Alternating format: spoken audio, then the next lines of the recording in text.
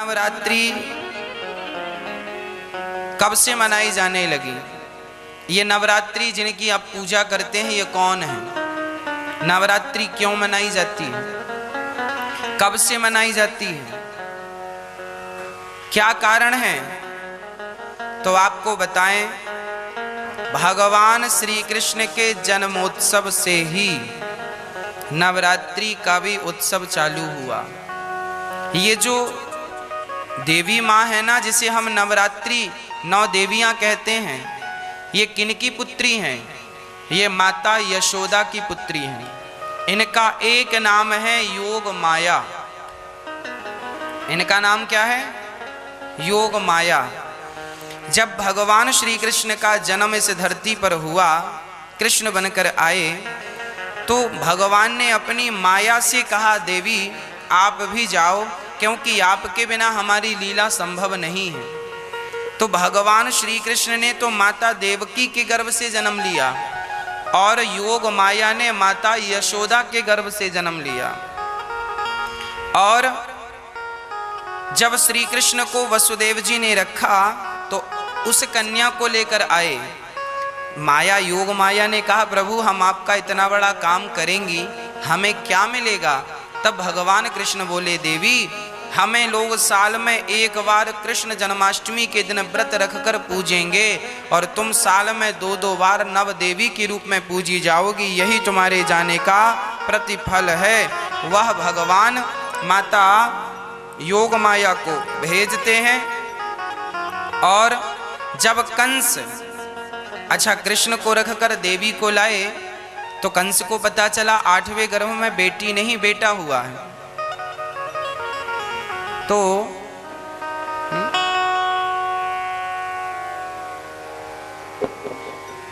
कंस ने पत्थर पर पटक दिया, हाथ से छूटकर वो अष्टभुजाधारी बन गई दुर्गा और बोली, मूर्ख तुझे मारने वाला प्रकट हो चुका है।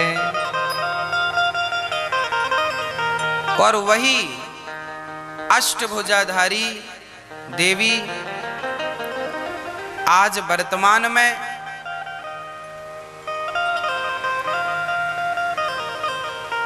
यहां से मथुरा से जाकर आप पर्वत में जाकर विराजमान हो गई। मुझे स्थान का नाम विस्मरण हो रहा है। उत्तर प्रदेश में मिर्जापुर, कौन सा पर्वत है? हाँ, विंध्यवासिनी, विंध्याचल पर्वत ना, विंध्यवासिनी मैया के नाम से वो जानी जाने लगी। और वहां पर मैया जी विराजमान हो गई। वह माता यशोदा की पुत्री हैं। तो वह 9 देवियों के रूप में जानी जाने लगी। प्रथमम शैलपुत्री चा, प्रथमम शैलपुत्री चा अर्थात पहली आर्ज के दिन, प्रथम दिन किसकी पूजा होती है? माता पार्वती की पूजा हो। शैलपुत्री अर्थात जो हिमालय है, हिमालय की पुत्री माता पार्वती। पहले दिन माता पार्वती की पूजा होती है। वही माता पार्वती दूसरे दिन, द्वितीयम ब्रह्मचारिणी, दूसरे दिन अर्थात द्वितीया कल वही माता ब्रह्मचारिणी के रूप में हम पूजेंगे, वो पूजी जाएंगी। तृतीयम चंद्र घंटेति, चंद्र घंटा के नाम से वह तीसरे दिन पूजती हैं। चौथे दिन कोष्मांडा के नाम से, 5वें दिन स्कंध माता, 6वें दिन कात्यायनी, 7वें दिन कालरात्रि, 8वें दिन महागौरी और 9वें दिन सिद्धिदात्री। ऐसे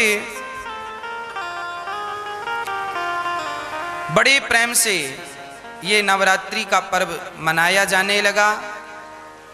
यह दुर्गा को आप राधा रानी कह सकते हैं, सीता जी कह सकते हैं, पार्वती कह सकते हैं, सरस्वती कह सकते हैं, लक्ष्मी कह सकते हैं, जो मन आए वो कहिए।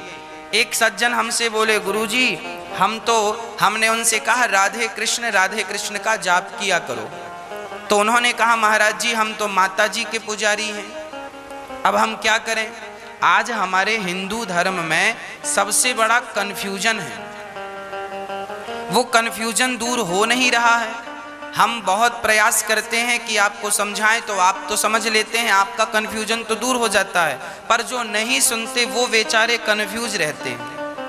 हमने कहा आप राधे कृष्ण जपा करो, सीताराम सीताराम जपा करो।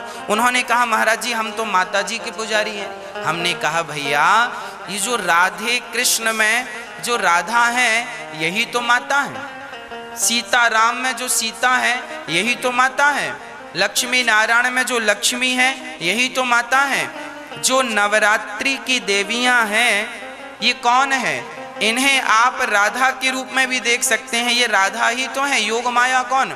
भागवत जी में आगे आएगा, योग माया मुपाश्रिता, अर्थात भगवान ने श्री राधा रानी को योग माया के नाम से संबोधित किया है। योग माया कौन है? श्री राधा रानी।